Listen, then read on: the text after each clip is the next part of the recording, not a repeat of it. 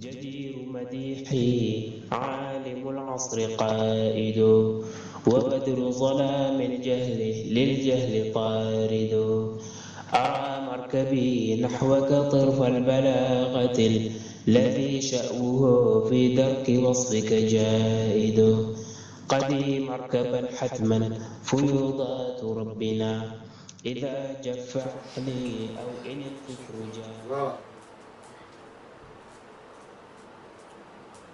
ومن كان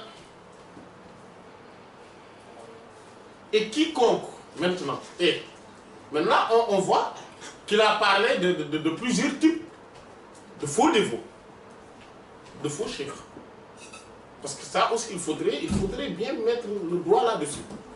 Il y a les vrais saints pour qui on doit s'affilier, à qui on doit s'affilier, pour qui on doit vouer respect et vénération, mais il y en a des faux dévots.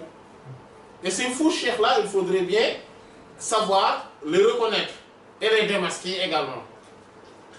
Il y en a qui donc veulent être un cheikh, mais parce que tout simplement, il y a ceux qui veulent incarner l'autorité.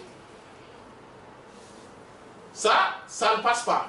Ça, c'est une forme de revendication. Et même si on ne les appelle pas cheikh, ils sont furieux. Si on les appelle par leur nom, c'est comme si on les a insultés. Ça ne se passe pas comme ça. Il y en a qui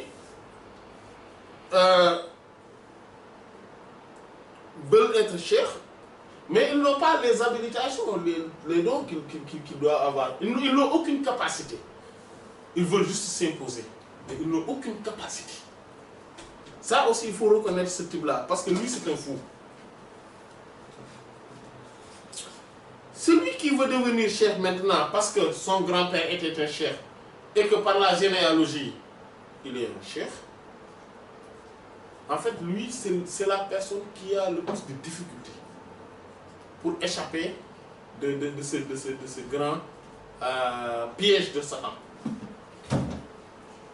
Lui, il est dans des difficultés énormes. En fait, il faut même avoir pitié de lui, en fait. Parce qu'il ne va pas s'en sortir facilement et difficilement, il va s'en sortir difficilement indemne. Parce que les gens ne le laisseront pas. Ils vont lui faire croire que c'est un vrai cheikh et qu'il a plus de mérite que ces gens-là. En fait, il y a un autre type. Et là, qui est extrêmement important, en fait, c'est sur le premier. Quelqu'un qui, parce que c'est un muqaddam, disons, en fait, parce qu'il a reçu une ijaza, bon, avec tout ce que l'on sait des ijazas de cette époque, et automatiquement, il s'autoproclame maintenant cheikh. Et il pense qu'il doit avoir maintenant des disciples. Et que les gens doivent venir, il va leur donner le wird, et il va devenir leur cheikh. Et il va se comporter ainsi.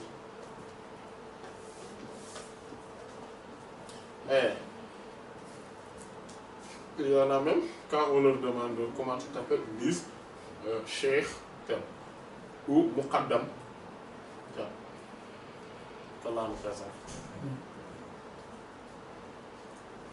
Ça, c'est des revendications infondées.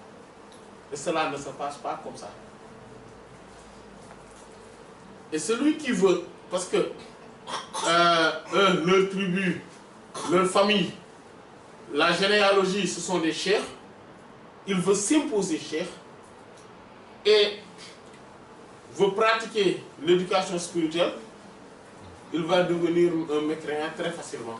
Pourquoi? Parce qu'il va dire des énormités. Il va prononcer beaucoup de paroles de mécréance que les gens vont croire parce que c'est un ignorant. Il n'a pas les compétences, il n'a pas la science ni les connaissances qu'il faut.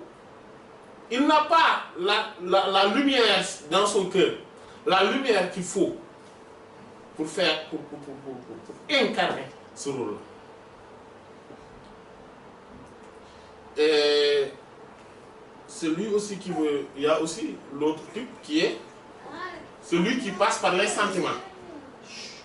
Par la mise en scène, il va se montrer comme étant quelqu'un de très modeste, de très humble, de serviable, ainsi de suite. Et ça, en fait, tous ceux qui n'ont pas ce que les premiers ont, les premiers, c'est-à-dire ils n'ont pas donc de généalogie, ils n'ont pas de science ni de connaissance, ils n'ont en fait aucune autorité qui les impose, une autre autorité spirituelle qui les impose, il n'y a rien, eux ils vont passer par cette porte-là, cette porte des sentiments. Donc se montrer comme étant quelqu'un d'humble, de modeste, de serviable, et ainsi de suite. Bien sûr, il faut avoir une ijaza. Et après, le coup est joué. Voilà. Tout se passe comme il faut. Qu'Allah nous préserve. ولله وفيض الكتم نورا أحاطكم ويسقيك أنوارا وعمت أماجد وأسراره تسري كليث لفرهد على روحك الأصفى وظلت مكائد